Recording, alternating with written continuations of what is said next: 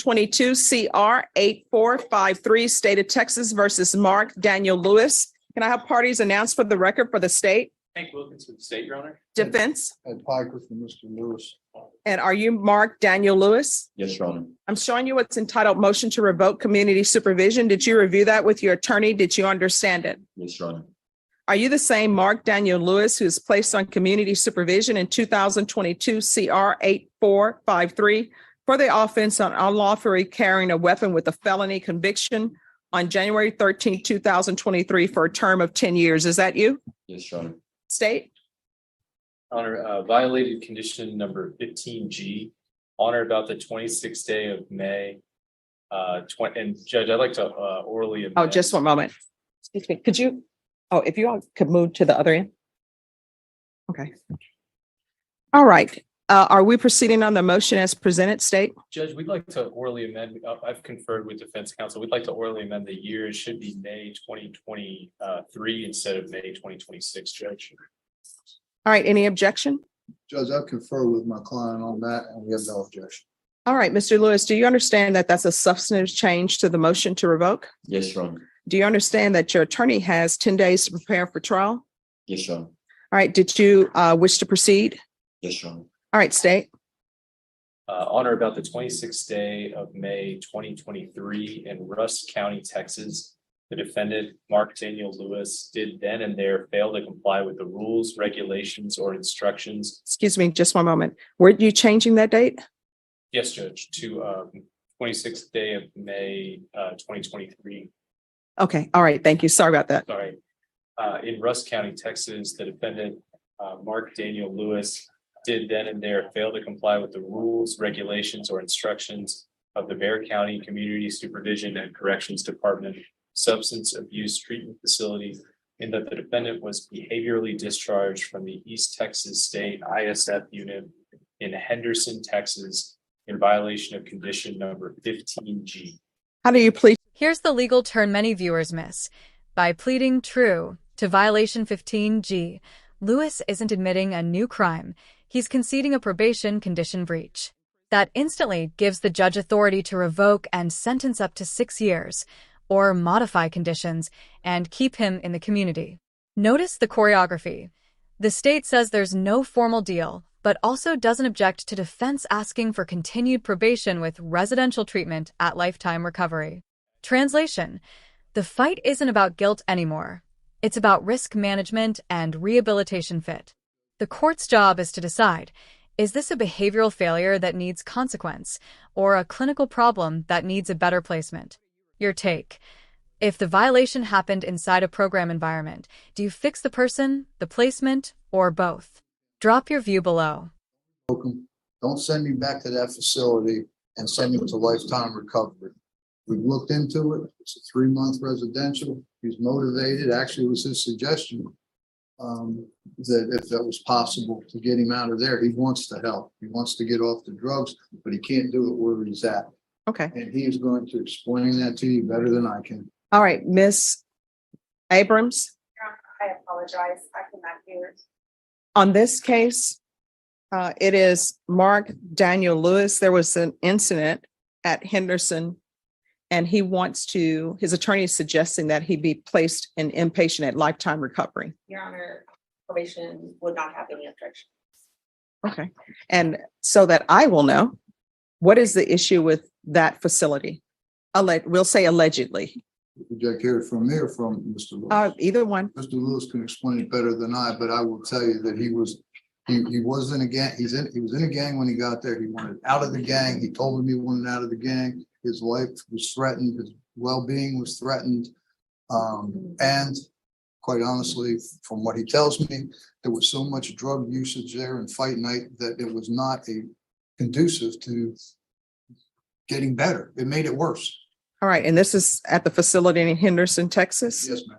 He will swear, he will tell you that under oath. Oh, no, I'm going to make sure that the facility at Henderson, Texas, that we do, that a spot check is done, random, so I can figure out what's going there, because the last thing I want is someone who's trying to get treatment and wants treatment to be sent to a facility where it's difficult to receive that. And that's why I wanted him to address you, because I knew you'd be interested. All right. You want to raise your right hand for me? Do you solemnly swear or affirm the testimony you give will be the truth and nothing but the truth, so help you God? Yes, Your Honor. All right, you can lower your hand, state your name. Mark Lewis. All right, so tell me what is going on at the Henderson facility? Whenever I was here in this courtroom on January 13th, I signed for the 10 years probation. You gave me the choice to go receive help or go to TDC where, so I chose the help. And whenever I was finally transported to Henderson, Texas, I threw myself into the program and I started learning about thinking errors. I started learning all the aspects I needed to learn for my first track, which was cognitive intervention. And I had a very successful 45-day call. But during that time, I made the decision to step away from the gang affiliation that I was affiliated with. And I made it known that they were doing fight nights. There were people out there still smoking K2. Fight nights? Yeah, it was disrupted. The counselors would come in and they would read from a piece of paper for an hour and they would leave until the next day. And it was back to the same stuff. And I made it known that I didn't want no part of any of that anymore. I was trying to get back to my daughter. I let everybody know, like I was back in my Bible. I was trying to get myself right. And a lot of people took that offensive and they threatened me and they were trying to jump me. And thankfully the guard was able to see that something was going on and they pulled me out of the dorm that I was in and they placed me in a single man cell in restrictive housing. And when they came, they were like, they wanted to send me back to that environment. And I wasn't trying to go back to that environment because of the threat. And they said that by refusing that environment, I was refusing the program. And I knew that I would have to come back here and address you, but I'm trying to do better. Okay. No, I appreciate that. So what I'll do then is This testimony matters. Lewis explains that inside the Henderson ISF, he tried to leave a gang, faced threats, and saw drug use and fight nights that undermined treatment. Whether every detail proves out or not, the court's response is textbook problem solving. The judge orders a spot check on the facility and, crucially, chooses not to revoke. Instead, she denies the motion and alters conditions to place him in lifetime recovery, inpatient, transferring him from jail straight into care.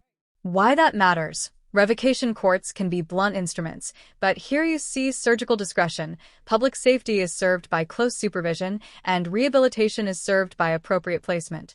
The judge's on-record theme is consistent. Communication is key. When defendants surface credible safety and efficacy concerns, courts can pivot. Question for you. Did the court strike the right balance? Accountability, safety, and a real chance at change? 4 grams to 200 grams. That's a first-degree felony. The range of punishment is anywhere from 5 to 99 years or life in prison and up to $10,000 fine. Did you understand? Yes, ma'am. There's sufficient evidence to find you guilty and the court will find you guilty. Are you proceeding with sentencing? Yes, Your Honor. Anything you wish to say on behalf of your client? No, Your Honor, he is going to work once out there. He says that he is looking to get this all behind him. And he is asking for intensive outpatient treatment if possible, because he works so many hours. I know that the TAP will show that up, Your Honor. I just wanted to add that. All right. So what do you do other than have cocaine and meth? I do framing and construction cleaning, Mhm. and I have a business, a clothing business that I'm trying to get off the ground, Mhm.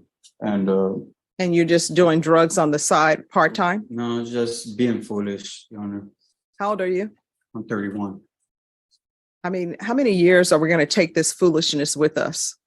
That's and everything happens for a reason.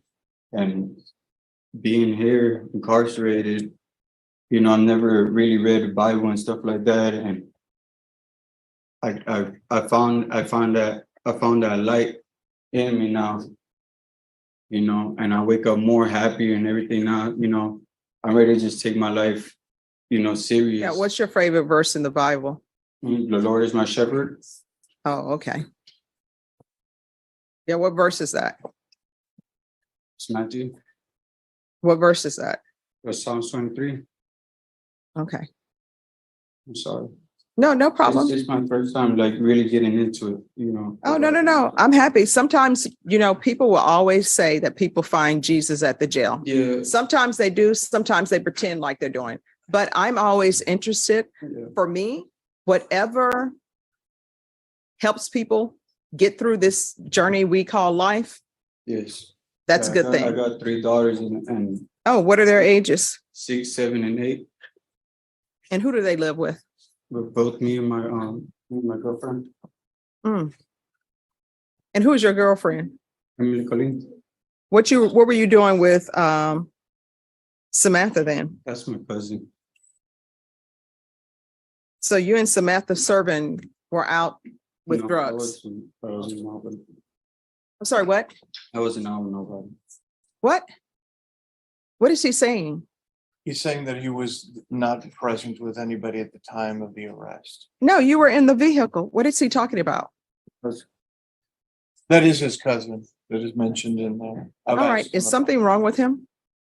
No, Your Honor, I believe that that's the only aspect that he sort of maintained was not accurate on the report. But he says everything else is accurate. So you were not in the vehicle? I was in a vehicle, but there's nobody with me.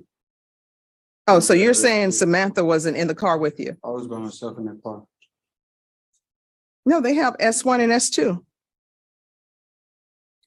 Your Honor, It says, based on my observations during my surveillance of the listed location and results of the traffic stop, we were able to detain S2, who was the subject of our investigations. We encountered S2's small children occupying several bedrooms of the home. Okay. I was just drunk, I guess.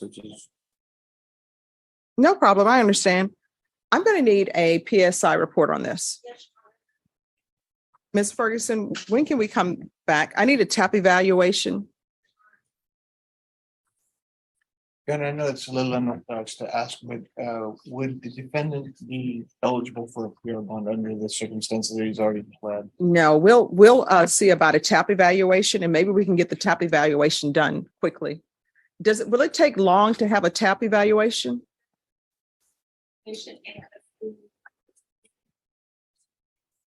Okay. Oh, thank you. So, Ms. Ferguson, can we recall this back in 2 weeks? Yes, ma'am. And I'm just asking for a TAP evaluation so I can get an idea of what's going on. Yes, Your Honor. You can have them come back on July 17th. All right, so we're going to be back on July 17th. Mr. Sierra, you need to be very honest with what you tell them in the TAP evaluation, because there's something going on here I'm not able to figure out because I don't have enough information yet. So make sure you're honest with them, okay? Yes, ma'am. All right, thank you. But no, here's my Con Air moment, because people are like, what's the Con Air moment? What happened? So I'm leaving for my flight to come back to San Antonio, and I'm standing in line with my bags, trying to do my check bags. And there is 3 guys in line in front of me. And so the first guy goes up to the counter, and there are 2 people behind him. So then they call for the next person. And I'm like, they're skipping over these other 2 guys.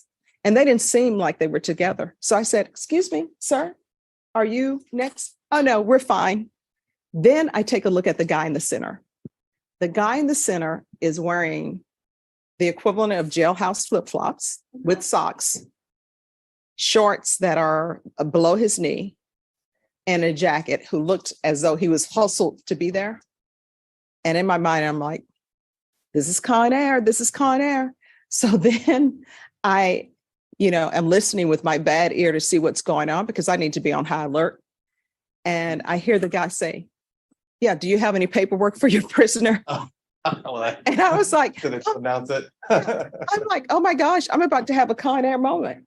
So I called my mom and I said, Mom, I'm texting my brother with my mom in it. And I said, we're about to do Con Air, right? And my mom doesn't know how to do text, so she doesn't read it. But my brother said, we won't tell Mom, but does anybody have a bunny rabbit? Drop the bunnies. So of course, they went with me to Houston, but then he got off. So there we go. Nothing bad happened. Nothing bad happened. Well, at least not on my flight. Oh, your flight, exactly. Case 1. Lewis, the state corrected the violation date. The defendant pled true to Condition 15G, tied to a Henderson ISF discharge.